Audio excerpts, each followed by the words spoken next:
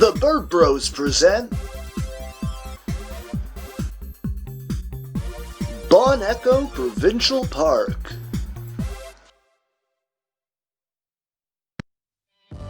Bon Echo Provincial Park is most famous for its cliffs, known as the Mazenod Rocks. The cliffs are 330 feet tall and stretch 2 kilometers along the eastern shore of Lake Mazenod. In today's episode, we're going to be paddling up to these massive cliff faces and checking out a collection of pictographs that were left there by the First Nations people. We'll also check out a memorial to the famous American poet Walt Whitman. And then, we're going to be hiking to the top of the Mazenod Rocks just to check out the sights and see what we can see. Oh, what the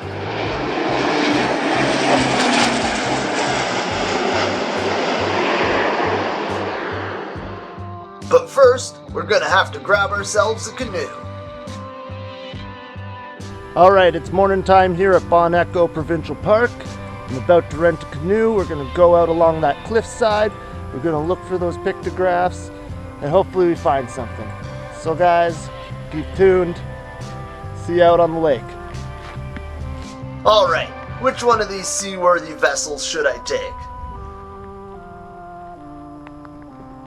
I took a 12-foot canoe because they're excellent for solo paddling, and I began my quest.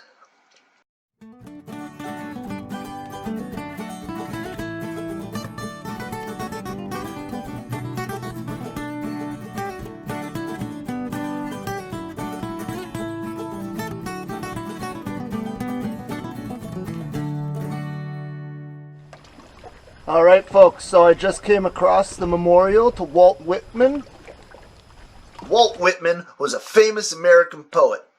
Some of his most famous poems were Leaves of Grass and O Captain, My Captain. It's a lot bigger than it looks from the shore over there. Gotta be at least 15 feet tall. The engraving says, Old Walt, 1819 to 1919, dedicated to the democratic ideals of Walt Whitman. My foothold is tenoned and mortised in granite. I laugh at what you call disillusion, and I know the amplitude of time.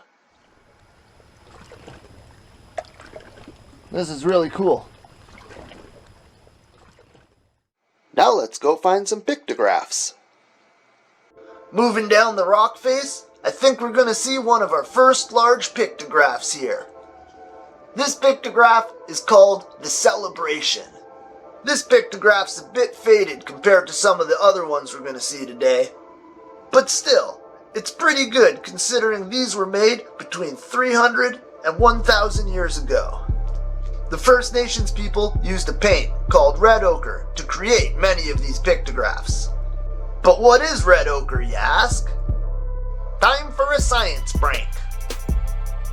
Red ochre is a red paint that was used by the First Nations people across North America to paint these types of pictographs.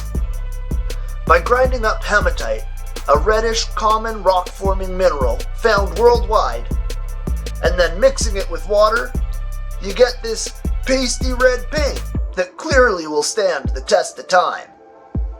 They would also use red ochre to paint bows, arrows, pottery, and even themselves. Apparently, it makes a good sunscreen and also works as a bug repellent.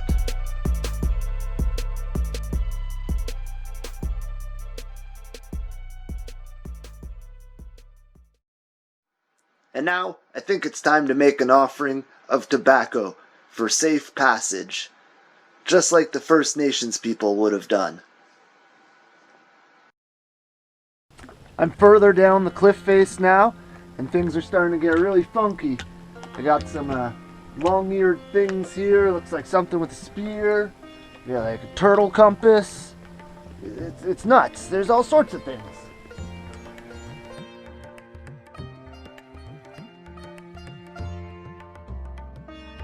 So obviously, this isn't just some long-eared thing, and this isn't just a turtle compass. So here's what I do know. this long-eared thing is actually he who shall not be named, but I'll put its name on the screen. It's kind of like the Lord Voldemort of the First Nations people. And to say its name is kind of like a big no-no, and it might invoke it to come and do some nasty things to you. Often depicted with rabbit ears, it is a shape-shifting trickster spirit that teaches people lessons by often bringing misfortune. As for the turtle compass, I really don't know what it is. Leave a comment below if you have a clue what it is though, because I would sure like to know.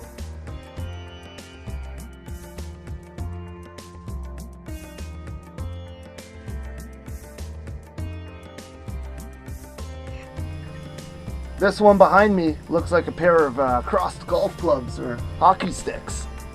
I doubt they were doing that though.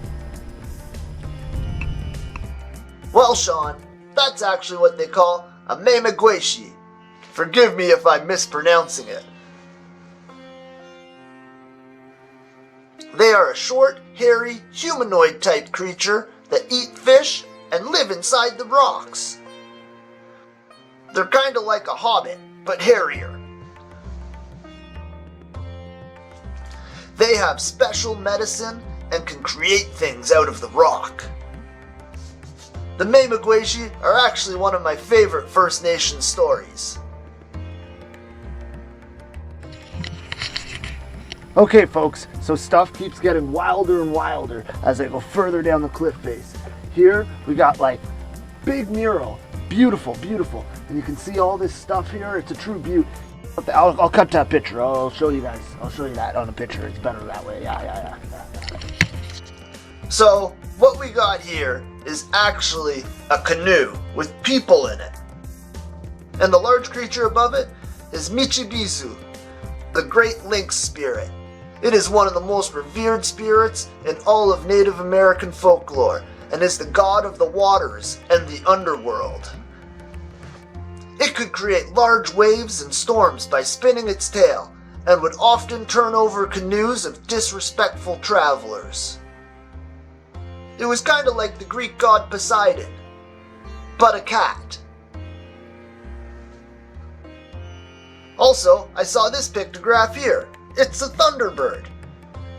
It's a bit faded, but maybe at one point it kind of looked like this.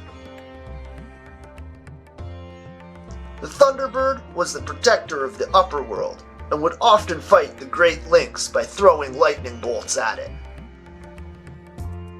Also along the way, there was a bunch of these tally marks. They were thought to be a way of counting, but what they were counting was unclear. Some people think that they were counting how many days they fasted, how many spirit quests they've been on, or maybe just how many times they visited the rocks.